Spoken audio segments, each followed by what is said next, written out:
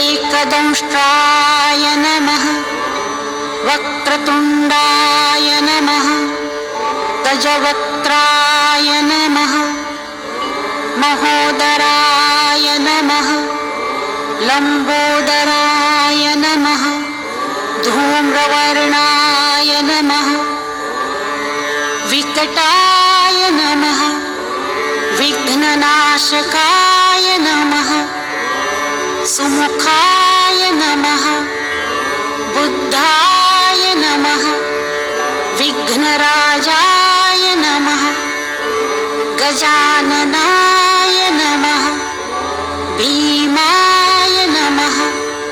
प्रमोदाय नमः आमोदाय नमः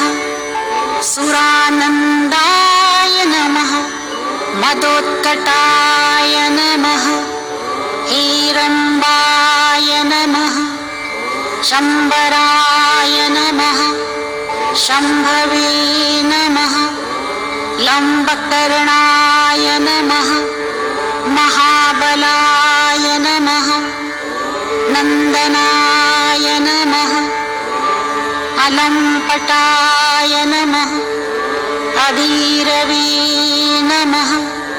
मेघनादाय नमः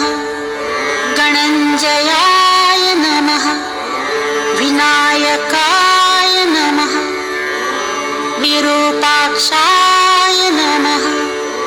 धीरशूराय नमः वरप्रदाय नमः महागणपतये नमः बुद्धिप्रियाय नमः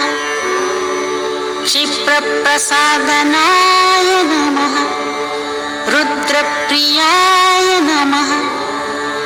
गणाध्यक्षाय नमः उमापुत्राय नमः अघनाशनाय नमः कुमारगुरवे नमः ईशानपुत्राय नमः मूषकवाहनाय नमः सिद्धिप्रियाय नमः।